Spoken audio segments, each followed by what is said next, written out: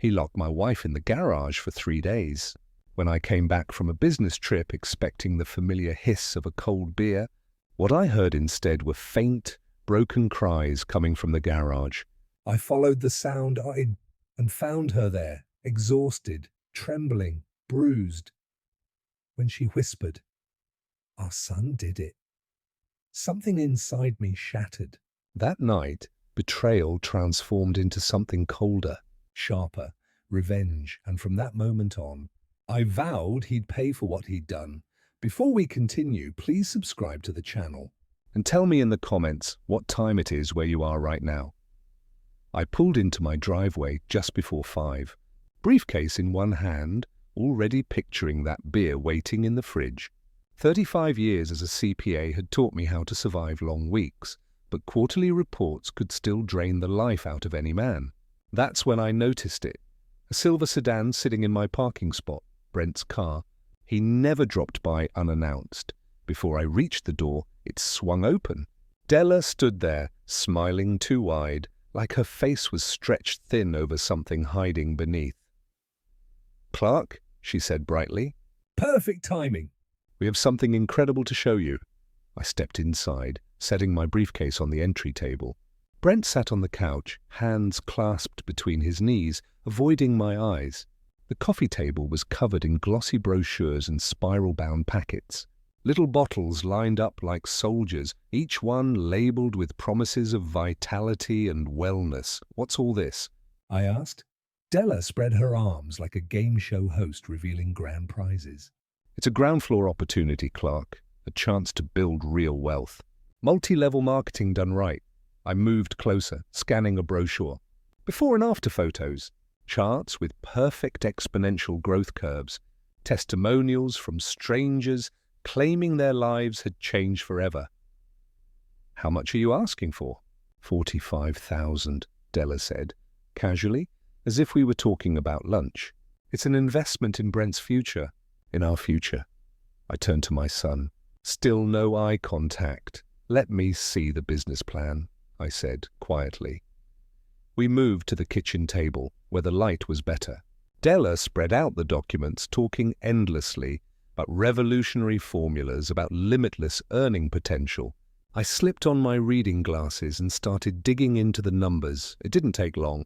70% of projected income came from recruiting new distributors, not from selling anything. Each distributor had to buy $3,000 worth of product up front. The fine print buried deep at the bottom said it plainly. Only 2% ever made a profit. I grabbed my notepad, running the math. 6 recruits who each found 6 more, who found 6 more, and within 7 cycles, you'd run out of the entire population of Florida. "This is a pyramid scheme," I said. Della's smile hardened, the brightness vanishing. "That's what everyone says at first. The people who succeed are the ones who believe." "The ones who succeed," I said, tapping the fine print, "are the top 3% who got in years ago." I turned to Brent. "Look at these numbers. Do you understand what they're showing you?" He muttered something that wasn't an answer. "The business depends on an endless supply of new people. When that supply runs out, and it always does, the bottom 97% lose everything." "You're asking me to fund your place in that 97? Della's voice sharpened. "You just don't understand modern business." "I understand numbers," I said quietly. "They don't lie." "And I can't support this." That's when the mask slipped completely. "You've never supported us," she snapped, standing so fast her chair scraped the tile. "You sit on your money while we're trying to build something. You didn't even help with our wedding. You never offer anything without strings attached." I felt something cold settle in my chest. "That's not true, and you know it." "Oh, really?" she challenged, her voice rising. "Name one time you've ever helped us without making us feel like beggars." I stood, walked to my office, and came back 30 seconds later carrying a manila folder. Old habits die hard, and I kept records of everything. I laid out the documents across the table. "March 2022, I said evenly. 30,000 for your down payment. You called it a loan. I never asked for it back." Della opened her mouth, but I kept going. July 2022, 18,000 for your boutique inventory. Closed 6 months later. December 2023, 15,000 for Brent's car. April 2024, 17,000 more for your emergencies.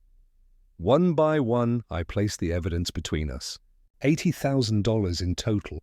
Not one repayment, not even a thank you. The kitchen fell silent. Della stared at the checks as if they were fakes.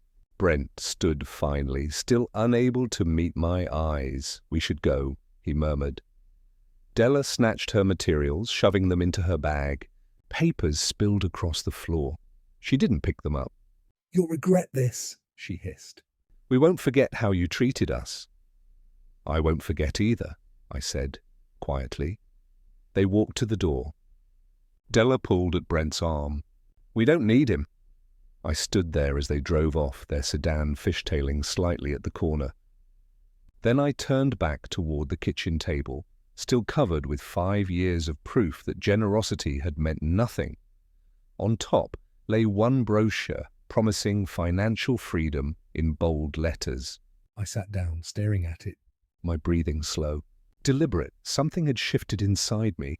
Not broken. Broken meant weakness. No, this was a recalibration. A clear recognition of accounts long in the red. Brent hadn't defended me once. He'd let his wife rewrite our history while he just sat there. I'd raised a son who understood honesty and numbers, and somewhere along the way, that man had disappeared. The light hummed overhead. Outside, Florida dusk burned amber. I kept looking at those documents, adding and subtracting the numbers I'd never demanded back. When you've been an accountant long enough, you recognize patterns, losses that only grow, assets that keep depreciating, and suddenly I saw it clearly. This wasn't family anymore. It was a transaction running at a loss, and tonight the account would finally close. Martha came home around 8, grocery bags in both arms. She stopped in the doorway, reading my face before speaking. What happened? I told her everything, in the calm, measured tone I used when explaining a client's portfolio. She listened silently, setting groceries aside. Her movement slowed until she froze, one hand still resting on the refrigerator. How much this time? 45,000, I said. For a pyramid scheme dressed as a wellness company. Martha shut the fridge, then sat across from me. She picked up the glossy brochure, studied it, set it back down. You said no. I showed them why I was saying no, I answered. Della didn't appreciate that. I imagine she didn't. Martha reached across the table, her fingers finding mine. Clark, you did the right thing. Did I?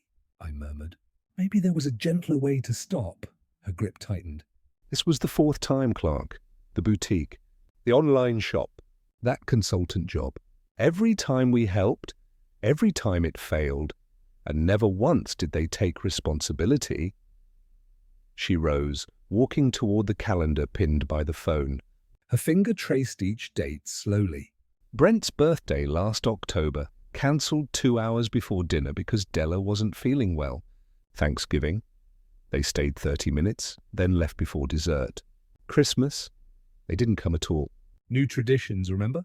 She turned back toward me. When was the last time he called you just to talk? Not to ask for something? I didn't have an answer. He's 37, Clark. He's not our boy anymore. He's made his choices. He's still our son.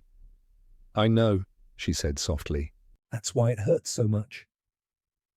We talked until nearly 10, piecing together the patterns I'd ignored. How Brent had changed after marrying Della. How he'd stopped visiting except when he needed help. How she always spoke for him, even when the words should have been his. Martha finally asked, "What would you tell a client in this situation?" I'd tell them to cut their losses, I said. She looked me in the eye. "And take your own advice." That night I slept better than I had in months. Maybe it was relief. Maybe it was Martha's support. Or maybe for the first time I felt sure I'd done what was right. The next morning came quietly. Too quietly. Coffee brewed, toast burned slightly. Martha smiled when I handed her the paper, and for a brief, fleeting moment, life felt normal again. By 7, I was already packing for my Orlando conference, a quick 2-day trip for work. "Text me when you get there," she said, handing me my travel mug. I always do. I know. I worry anyway. I kissed her forehead. 2 days? I'll be back by Saturday afternoon, and I'll bring those orange blossom cookies you love from the airport. She smiled, that small, familiar smile that still calmed me after decades of marriage. She stood in the doorway, waving as I backed out of the driveway. Everything felt settled, resolved. The fight with Brent was behind us, or so I thought. Maybe he'd come around eventually. Maybe not. Either way, I believed the storm had passed. The Orlando conference moved in a blur. Tax code updates, networking sessions, polite conversations over lukewarm coffee. But even as I nodded and took notes, part of me kept drifting back home, to that kitchen table, to Brent's silence, to the look in his eyes when I refused the money.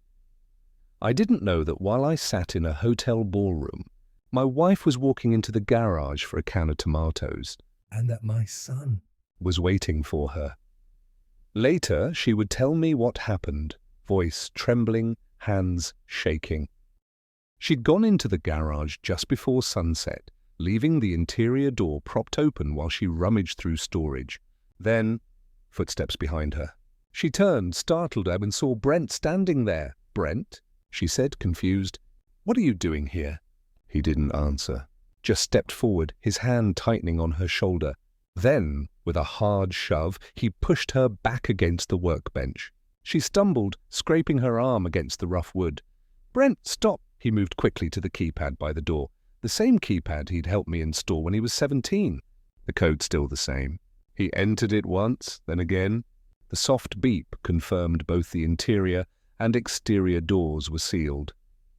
"Brent, what are you—" He pulled her phone from her pocket, stepping back as if rehearsed. "You'll stay here," he said, flatly, "until Dad calls and agrees to the loan." Della needs that money. This ends when he says yes. Her breath caught. You can't be serious. He didn't look at her. This isn't what it looks like, he muttered. "You'll be fine. Just sit tight, Brent," she pleaded. "Your father's in Orlando. He won't be back for 2 days. Then you have 2 days to think about how stubborn you both are." Her words turned desperate. You're hurting your own mother. He hesitated. For a brief second, guilt flickered in his eyes. But Della's voice, her words, echoed in his head. "Della said you'd try to manipulate me," he said coldly.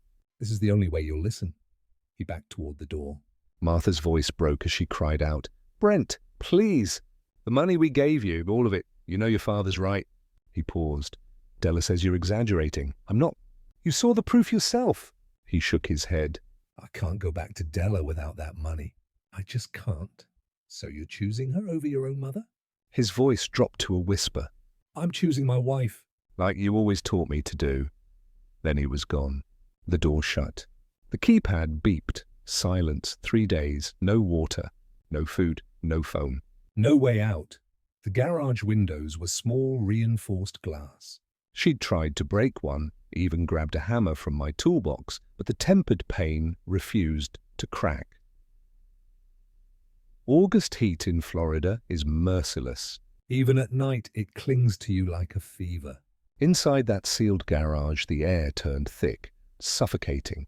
By midday, it was 95 degrees. And climbing. Martha told me she tried to ration her strength. She stayed near the door, calling for help until her voice gave out. But our neighbors lived too far to hear. She tried not to think about how long a person could survive without water. She tried not to think about death. I drove home Saturday afternoon, weary but relieved. The conference was over, and all I wanted was to see Martha, to rest, to share an easy dinner. But as I turned onto our street, something felt wrong. The kind of wrong your body recognizes before your brain catches up. Martha's car was parked in its usual spot, but the newspapers at the end of the driveway were piling up. 3 days' worth, yellowed under the Florida sun. My pulse quickened. I parked, calling her name as I stepped inside. Silence, no TV, no movement, nothing. Room by room I searched. Kitchen, untouched. Bedroom, perfectly made.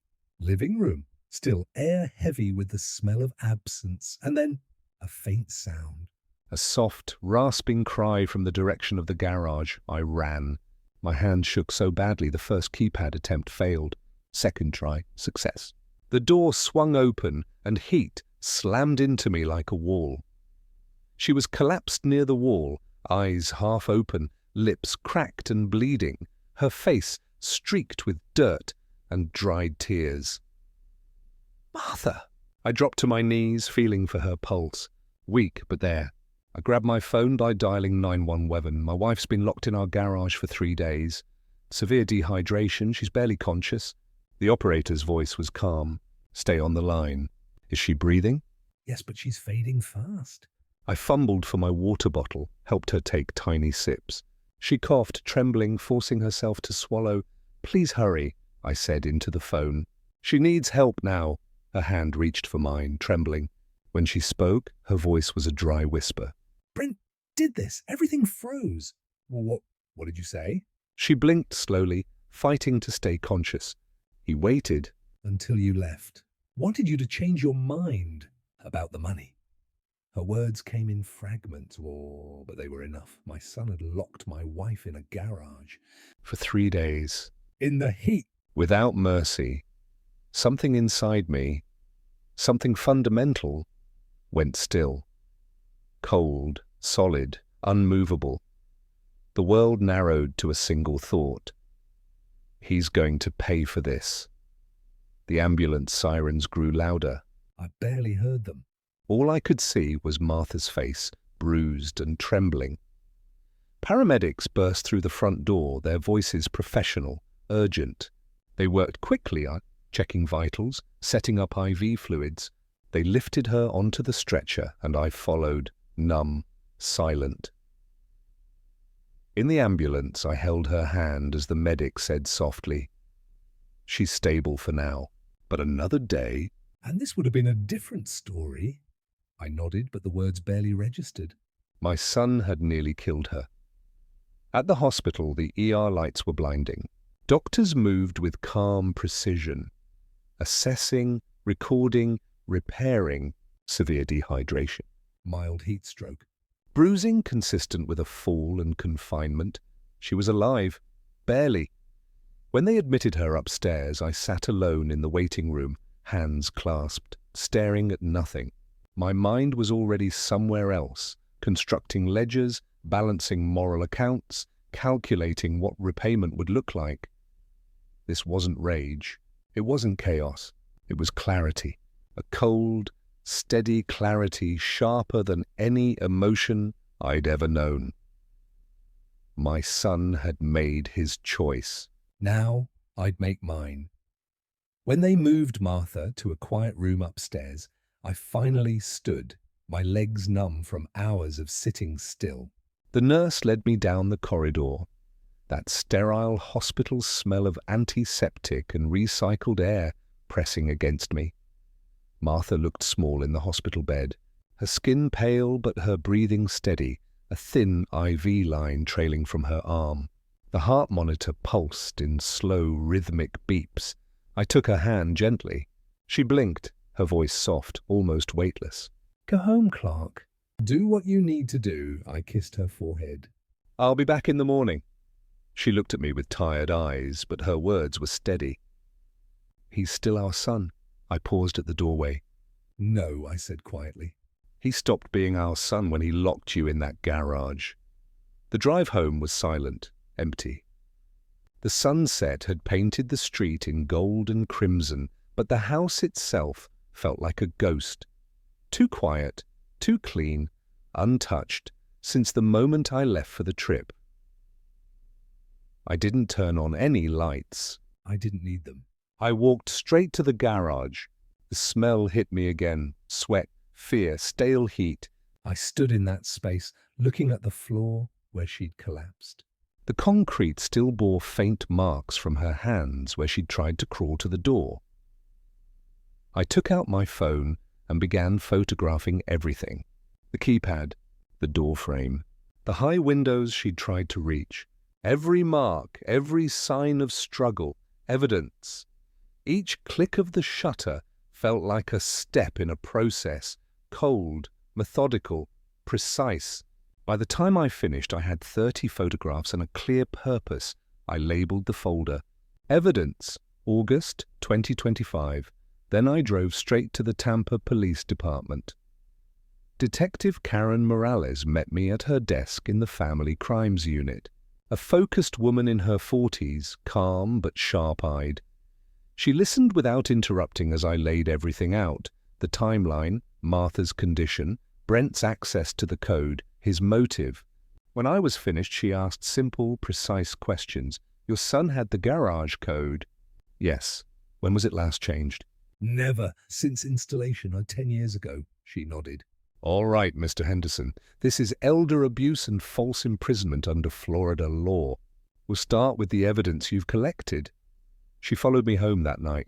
Under her gloved hands, the scene became official, documented, catalogued.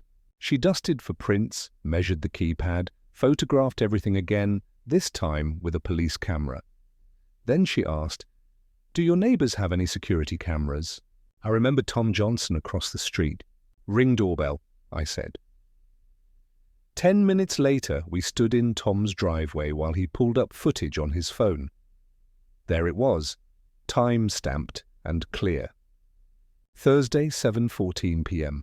Brent's silver sedan pulling into my driveway. 7:17 and walking up to the front door.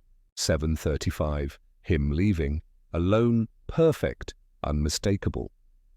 Tom transferred the video directly to Morales' tablet. "Whatever you need," he said. "Martha's a good woman." Morales turned to me. "Mr. Henderson, we have more than enough probable cause. I'll contact your son tomorrow. Expect charges, false imprisonment, possibly aggravated elder abuse." Both felonies. Her words were calm, professional, but each one landed like a closing lock. After she left, I sat in the dark living room for a long time. 4 missed calls from Brent, 3 unread texts. "Dad, call me when you can. Dad, this is important. Please call." The last one came while Martha was still trapped in the garage. He'd been checking to see if I was coming home early. At 10:47 p.m., my phone rang again. Brent. I stared at the screen, then answered. "Dad, finally." "I've been trying to reach you. Listen, about Mom." "I know you're angry, but I can explain." "I didn't mean for things to go that far." I said nothing. "I just wanted her to talk to you, to convince you to help us." "It wasn't supposed to be 3 days." "I thought you'd be home sooner." "It was an accident." I let the silence stretch until he faltered. Then I said quietly, "It was 3 days, Brent." He swallowed audibly. "I know, I didn't know you'd be gone that long."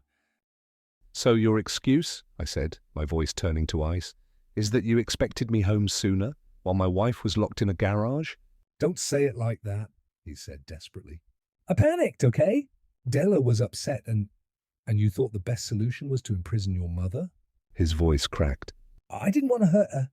"She almost died," I said flatly.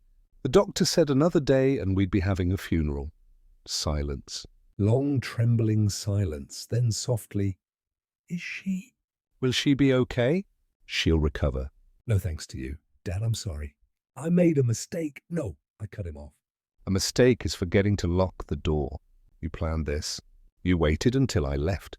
"You used a code I gave you when you were still my son." "Don't say that," he pleaded. "I'm still your son." "No," I said quietly. "You're a criminal. And tomorrow morning the detective will confirm it. Please, Dad." "Don't do this. Don't ruin my life over one mistake." "You ruined your own life, Brent. Della's going to leave me if I get arrested. Then maybe you'll finally understand what it feels like to lose everything." I hung up. The phone rang again and again, 3 more times.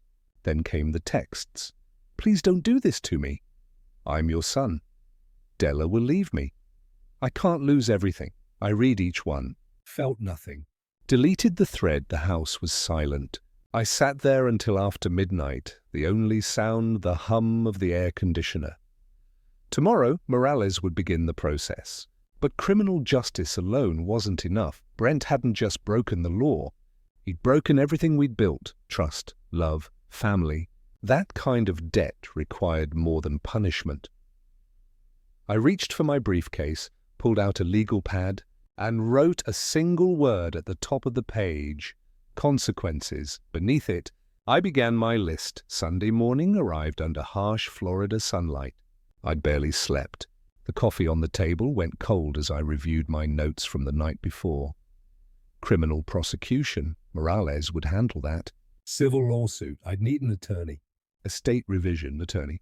Financial investigation. Private investigator. Everything was an equation, and for once, it all balanced perfectly. At 9 a.m., I started calling lawyers. Most offices were closed, but I left messages anyway. By afternoon, one called back. Mr. Henderson, this is Richard Stone. I received your message. I can meet you tomorrow morning at 9. Perfect. Stone's office overlooked Tampa Bay. Sleek, glassy, clinical. He was in his late 50s, hair silver, voice calm and exact. He listened carefully as I told the story. Every word, every fact. When I finished, he asked simply, "What outcome do you want, Mr. Henderson?" "I want my son," I said, "to face every consequence the law allows, criminal, civil, financial, personal." "And your relationship with him?" "There isn't one." "Not anymore," he nodded. "That clarity helps. Let's talk strategy." He stood and drew 3 columns on his whiteboard. Criminal, civil, estate. "Criminal prosecution is already underway," he said. "You'll cooperate with the detective, testify if needed. Second, civil lawsuit, intentional infliction of emotional distress, false imprisonment, elder abuse damages. I'd estimate $150,000 in claims. Third, estate, revise your will immediately." Leave him a nominal amount so he can't contest omission. How much nominal? I asked. $1? Perfect. Within an hour, his paralegal handed me a fresh will, 7 pages long. I read it carefully. The key lines stood out. "I intentionally make minimal provision for my son, Brent Henderson, as his actions have demonstrated he cannot be trusted with family resources. Martha inherited everything. If she passed before me, everything went to the Tampa General Hospital Foundation and the Elder Abuse Prevention Fund." I signed on page 7. The notary's seal pressed firm and final. The old will, the one that had once promised Brent 30% of my estate, went through the shredder. The grinding sound was almost musical. Justice rendered in paper. By late afternoon, Stone's investigator sent his first report. Brent and Della's financial situation was worse than I'd imagined. Debt over $35,000, no assets, failed business attempts across multiple MLM companies. The $45,000 they'd asked for wasn't an investment. It was a lifeline. They're sinking, Stone said. And between the criminal case, the civil suit, and the new will, you've made sure there's no escape. That night, I picked Martha up from Tampa General. She was weak, but her color had returned. When we got home, I helped her into bed, set water, and her medication nearby. She looked around the room as if seeing it for the first time.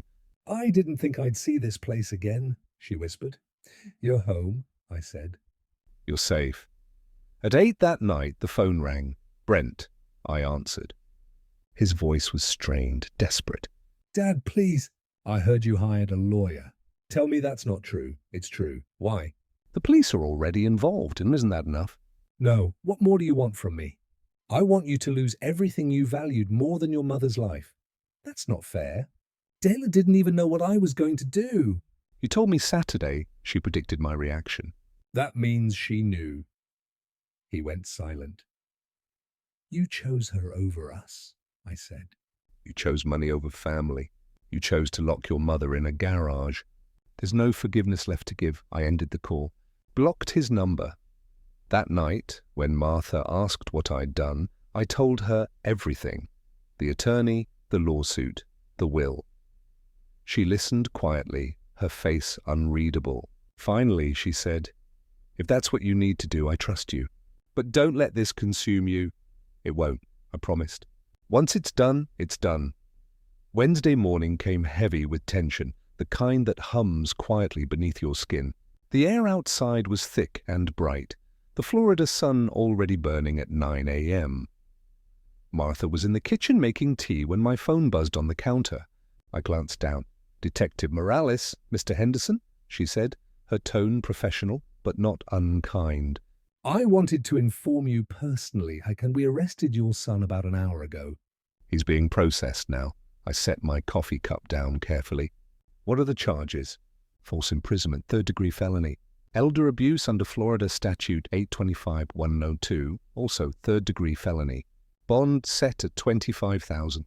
He'll be arraigned this afternoon." "Did he say anything?" "He requested an attorney." "Which is smart," she said. "But Mr. Henderson, the evidence is overwhelming. Security footage, medical records, your wife's statement. The state attorney's office is very interested in the case." "Thank you, Detective." When I ended the call, Martha was watching me. Her hand trembled slightly around her teacup. "It happened," I said quietly. "They arrested him," she nodded slowly. "And now?" "Now he has to post $25,000 for bail. And then he waits for trial." She looked down at her cup. "Do they even have that kind of money?" I thought of Stone's report. The debts, the failed businesses. "No," I said. "They don't."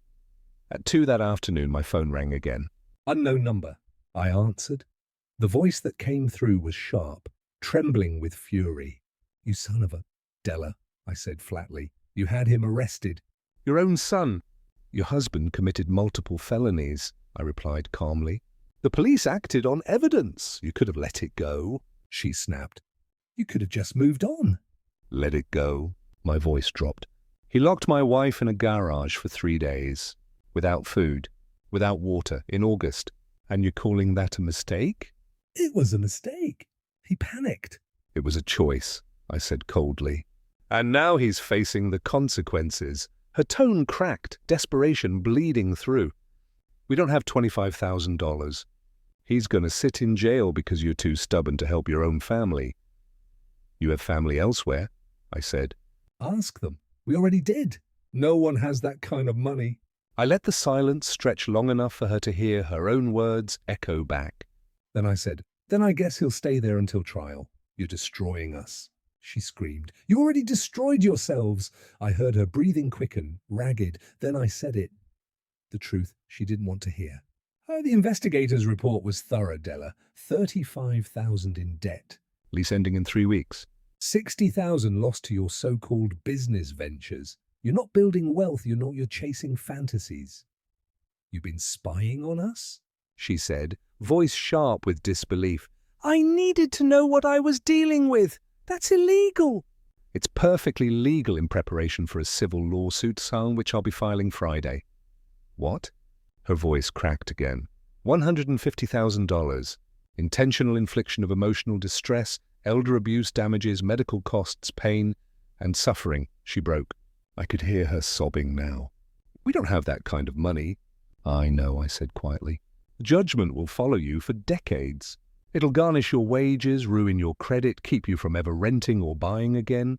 Every time you try to rebuild, it'll be there, like your conscience should have been." "Why are you doing this?" she whispered. "Because mistakes have consequences." "Because your husband nearly killed my wife." "I didn't tell him to do it." "Brent said otherwise," she tried to argue, but the fight in her voice had dissolved into pleading. "Please, just drop the charges." "We'll leave you alone. You'll never hear from us again." "You should have thought about that before you decided money was worth more than family." "Clark, please," I hung up. Martha was standing in the doorway, eyes wet. "That was Della." "Yes," I said simply. "She's desperate." "She should be." Martha sat slowly on the couch. "What happens now?" "Now they scramble. They try to find bail. They'll fail. Brent will sit in jail until arraignment." "Maybe longer?" She looked at me, long and hard. "I don't recognize you sometimes." "This version of me," I said, "is protecting you." She nodded faintly. "I know, but Clark, where does it end?" "It ends when every legal consequence has been applied, when he's lost everything he chose over you. And then we move on. He's not our son anymore. He's just someone who once was." Her eyes softened with sadness. I keep thinking about when he was little, when he'd fall and run to me crying. When he needed us. He still needed us 2 weeks ago, I said bitterly. He just needed our money more than our presence. That's harsh. That's accurate. My phone buzzed again. A text from Richard Stone, civil complaint, filed with the clerk's office. Your son will be served within 48 hours. Criminal arraignment Friday by the PM if you'd like to attend. I showed Martha the message. She handed my phone back quietly. Are you going to the arraignment? Yes. Will it make you feel better? It'll make me feel like justice is working. She stood slowly, pausing at the doorway. I love you, Clark, this version and every version, but promise me something. What? When this is over, when he's been punished, when he's lost everything, promise me you'll let it go, that you won't carry it forever. I considered her words. Then I said quietly, I don't hate him, Martha. I just don't love him anymore. Is there a difference? There is. Hate requires caring. I don't care what happens to him now. He's just a stranger who happens to share my name, she nodded slowly. That might be worse than hate. Maybe it was, but it was honest. The next day brought another call, a trembling voice I didn't expect. Mr. Henderson, the woman said, this is Patricia Morrison. I'm Della's mother. I said nothing. Please, she continued, don't do this to my daughter. She's made mistakes, but she's trying. They're trying. They need help, not punishment. They need consequences, I said simply. I'll pay you back, she said quickly. Whatever they owe, I'll repay it over time. I don't want the money, I replied. I want them to understand what they did. They already do, she pleaded. They're sorry. No, I said quietly. They're sorry they got caught. She started crying. You're destroying 2 lives. They nearly destroyed 1, I said. I'd call that balanced. How can you be so cold? She whispered. I paused. Practice, Mrs. Morrison. Then I ended the call. Martha appeared again at the doorway. Della's mother? Yes. Tried to make me feel guilty. Didn't work. She came to sit beside me on the couch. The house was silent except for the faint hum of the AC.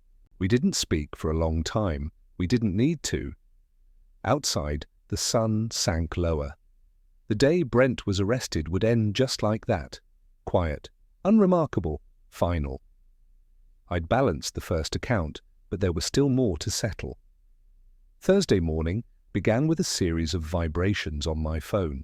Text after text, all from neighbors and acquaintances. Clark, someone posted something about you on Facebook. Is this true? Call me. What's going on? I frowned, opening the app. Something I rarely did. At the top of my feed sat a post written by Della the night before.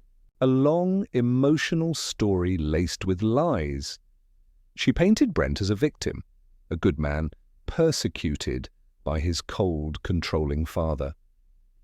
She wrote that he'd accidentally left Martha in the garage for a few hours, not days, that I had exaggerated the story to punish them for their independence. It had already gathered nearly 50 shares, over 100 reactions, and a flood of supportive comments. Stay strong. Your dad sounds toxic. I can't believe a parent would do this to their own child. I scrolled slowly, my jaw tightening. Behind me, Martha approached, setting her coffee down as she read over my shoulder. Her fingers gripped the back of my chair until her knuckles turned white. That's not what happened, she whispered. She's lying. I know, I said. Then tell people the truth. You have to respond. I turned to face her. Anything I say online becomes public record. It can be twisted in court. Let them talk. The truth is already in evidence. But people will believe her. she said quietly. People who know us won't, and the rest don't matter. I forwarded the post to Richard Stone with a single word: defamation. He called back 30 minutes later. I've reviewed it. It's actionable. Multiple false statements. Want me to sue her? Not yet, I said. Send a cease and desist. Make her remove it.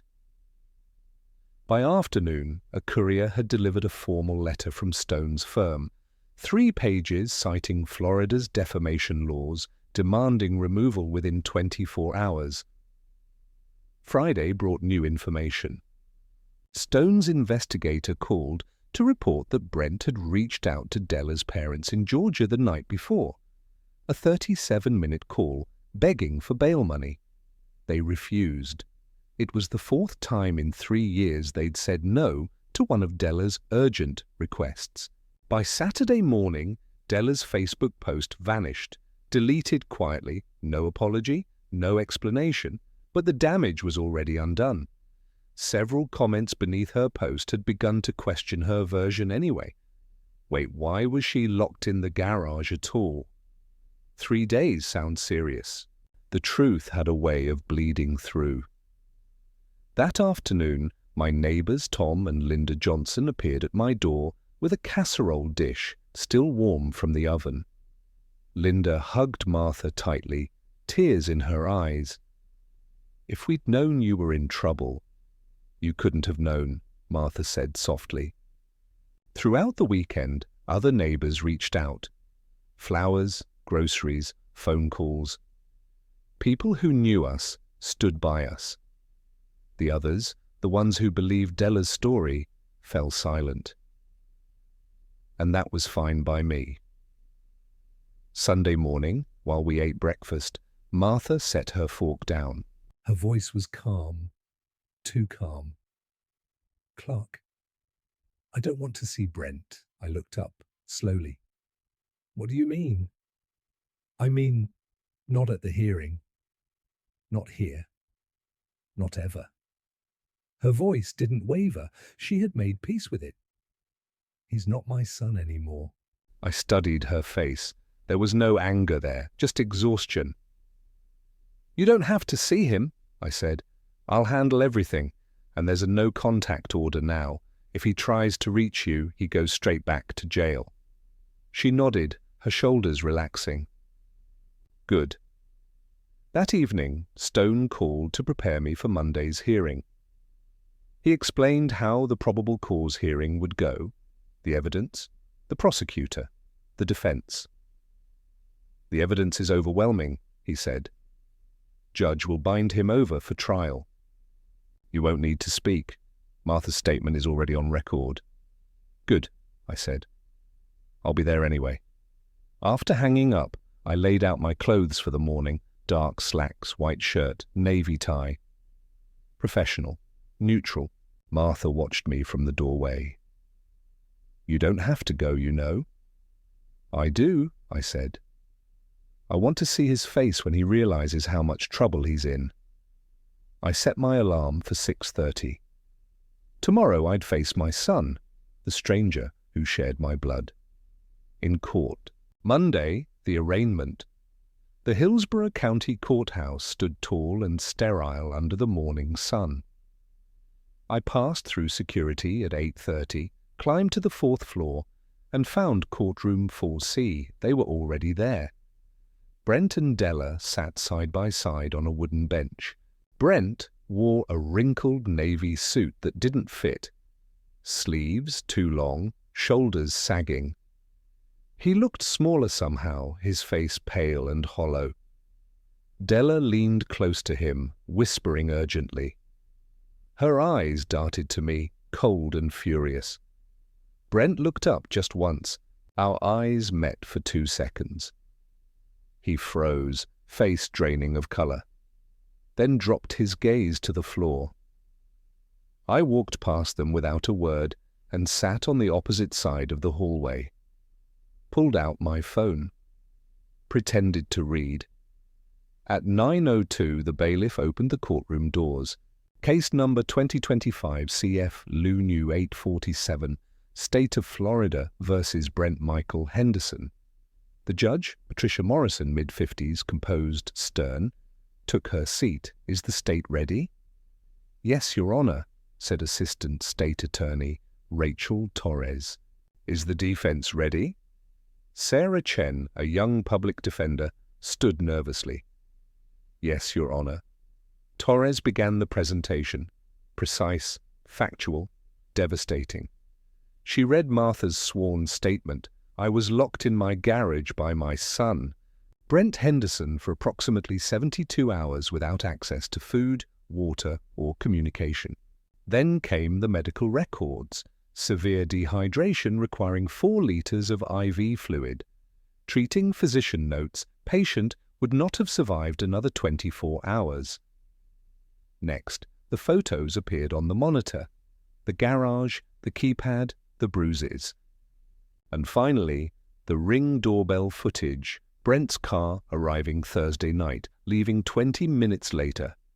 15 minutes of pure evidence, 15 minutes that laid bare every lie he might have told. When the footage ended, the courtroom was silent, except for the faint hum of the air conditioner. The judge turned to the defense. Counselor, Chen swallowed hard. Your Honor, this was a family misunderstanding that escalated beyond my client's intent. Judge Morrison's tone cut through like steel. Counselor, your client locked a 61-year-old woman in a garage for 3 days without water. Intent is not the question for probable cause. Chen deflated and sat down. I watched Brent the entire time. He clenched his jaw when Martha's statement played. He shut his eyes when the medical photos came up, and when the footage of his car appeared, his hands shook against the table. He never once looked at me. Finally, the judge spoke. Mr. Henderson, please stand. Brent stood, wobbling slightly. I find there is more than sufficient probable cause. You are bound over for trial. Trial date is set for September 15th at 9 a.m. My bail conditions remain, including the no-contact order. Do you understand? Yes, Your Honor, he said quietly. The gavel struck once, 27 minutes. That's all it took to formalize the destruction he'd built with his own hands. I stood, nodded to the prosecutor, and walked out. Behind me, Della's voice rose, shrill and desperate. This is insane. She was fine. I didn't look back. Outside, the Florida sun was blinding. As I started my car, my phone buzzed. Richard Stone's voice came through, calm and measured as always. They'd been served, he said. Civil complaint delivered right outside the courthouse. How did they react? The deputy said Della started crying. Brent just stood there stunned. I nodded to myself. Good timing. Strategic timing, Stone said. They were hit with both cases within 30 minutes. That evening, my phone rang again. Della? Her voice was different this time. Shaky, defeated. Clark, please don't hang up. We need to talk. Like adults. Like family. I said nothing. We want to apologize, she said quickly. To Martha, to you, to everyone. Just... Please, drop the lawsuits. I can't drop criminal charges, I said flatly. The state prosecutes crimes. Then drop the civil one, please. We're sorry. You're sorry because you got caught. You're going to destroy us. The trial's in 3 weeks. We're being sued. Our lease is ending. We have nothing. You have exactly what you earned, I said quietly. How can you be so heartless? I'm not heartless. I'm holding your husband accountable for trying to kill my wife. He didn't try to kill her. According to a doctor, a judge, and the state attorney, he did. Goodbye, Della. I hung up. Martha looked up from the couch. How did it go? Probable cause found. Trials set for September 15th? Did he look sorry? I thought for a moment. No, he looked scared. That's not the same thing. No, I said softly. It isn't? That night, for the first time since Martha's rescue, she slept soundly. I stayed awake, staring at the ceiling, feeling something close to peace. Justice wasn't always loud. Sometimes it was slow, cold, deliberate, and absolutely certain. September came heavy and restless. The nights were quieter than before, but my mind wasn't. The trial date crept closer with each sunrise. September 15th. Every day that number echoed like a countdown in my head. Martha was healing, at least on the outside. The bruises had faded, her strength was returning. But her eyes, they carried something new. Something hollow, a kind of distance that wasn't there before. Sometimes she'd sit on the back porch at sunset, staring at nothing for long minutes. When I asked what she was thinking, she'd just say softly, "About how it all ended up here." How our boy became this, there was no good answer. Somewhere between childhood and adulthood, Brent had taken a wrong turn and never found his way back. 2 weeks before the trial, Richard Stone called me into his office. He looked even more polished than usual. Crisp navy suit, silver tie clip, that faint cologne that smelled like quiet authority. "Clark," he said, folding his hands, "the prosecution has everything they need. They're offering a plea deal." I leaned back. A plea? Yes. They'll drop one felony charge if Brent pleads guilty to false imprisonment and accepts 3 years in state prison, no parole for at least 18 months. I stared at him. 3 years, he nodded. If it goes to trial and he's convicted on both counts, he's looking at up to 10. The prosecutor's being generous because it's a first offense. I exhaled slowly. Do I get a say? Technically, no, it's the state's case. But your input carries weight. Torres asked if you wanted to approve the plea. I thought about it. About Martha's trembling voice in that hospital bed. About the sound of her breathing, dry and shallow, when I found her on the garage floor. He should take the plea, I said finally. But I won't forgive him. Not now, not ever, Stone nodded. Understood. I'll inform the state. That night, Martha listened quietly as I explained. When I finished, she nodded, eyes wet. 3 years doesn't feel like enough, she whispered. It's never enough, I said. But it's something. He'll lose his job, his reputation, his future. Prison has a way of teaching lessons nothing else can. She was quiet for a while. Then she said, "Do you think he'll ever change?" I looked at her, really looked at her, and said what I knew to be true. No, people like Brent don't change until they have nothing left to lose. And even then they usually just look for someone else to blame. A few days later, Stone called again. "Clark, the plea deal's been accepted. The sentencing hearing's set for Friday morning. You're allowed to give a victim impact statement if you want.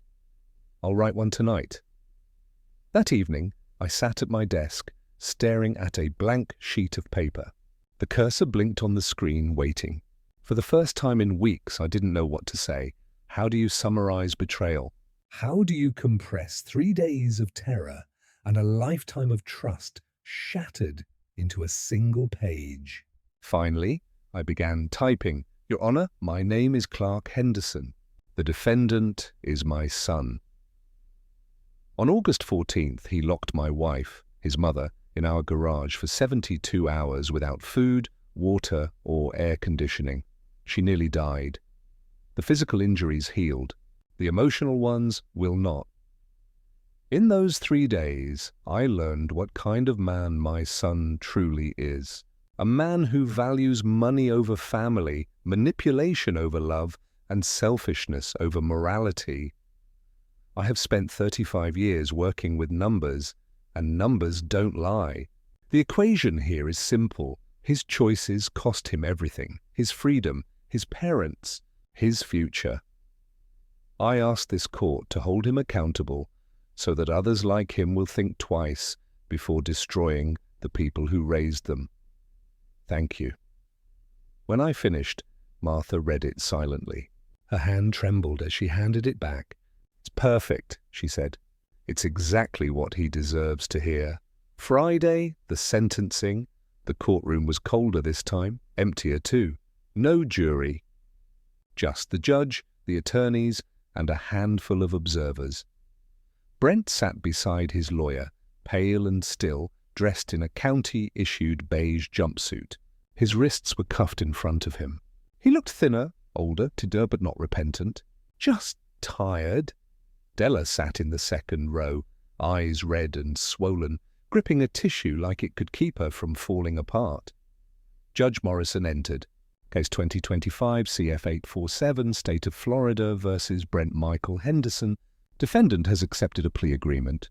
Sentencing will proceed. The prosecutor read the facts one last time.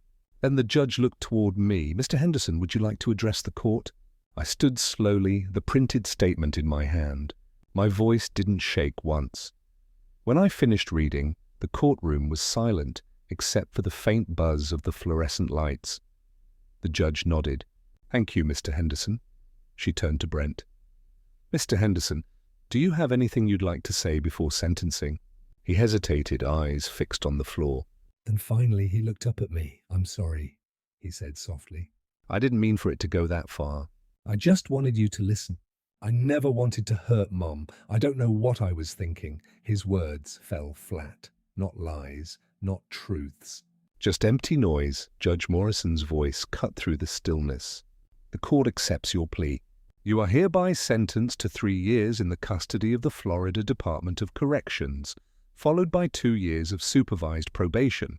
You are prohibited from any contact with the victims during that time. The gavel came down, final. Brent lowered his head. Della began to sob quietly in the gallery. The bailiff led him away, chains clinking softly as he disappeared through the side door. That was the last time I saw my son. Outside, the day was bright and cloudless. Martha stood beside me on the courthouse steps, her hand resting on my arm. Neither of us spoke for a long time. When she finally did, her voice was barely above a whisper. Is it over now? I looked out at the horizon. Yes, I said. It's over, but we both knew it wasn't. Not really. The legal part was done. The emotional part would take a lifetime to fade. That night, we sat together in silence, the house finally calm again. Martha leaned against my shoulder and whispered, I think I can breathe again. I kissed the top of her head. You're safe. That's all that matters. Epilogue, 1 year later. A year passed. Martha's health returned. Her laughter too, though it came softly now like something fragile. We sold the house, moved closer to the coast, quieter, safer, away from the ghosts of that garage. Every morning I walk the shoreline with coffee in hand, listening to the waves instead of the hum of the air conditioner. Brent writes letters sometimes. I don't read them. Martha does. But only to make sure there's no venom hidden between the lines. Della left him 6 months into his sentence. She filed for divorce, citing irreconcilable differences. The last I heard, she moved to Georgia, working at a small cafe near her parents' home. I don't think about her. I don't think about him. Not anymore. Sometimes, though, late at night, I'll catch Martha standing by the window, looking out at the moonlight over the ocean. When I ask what she's thinking, she always says the same thing. I'm just grateful to be alive, and I always answer the same way. So am I. With that said, thanks for watching, and until next time.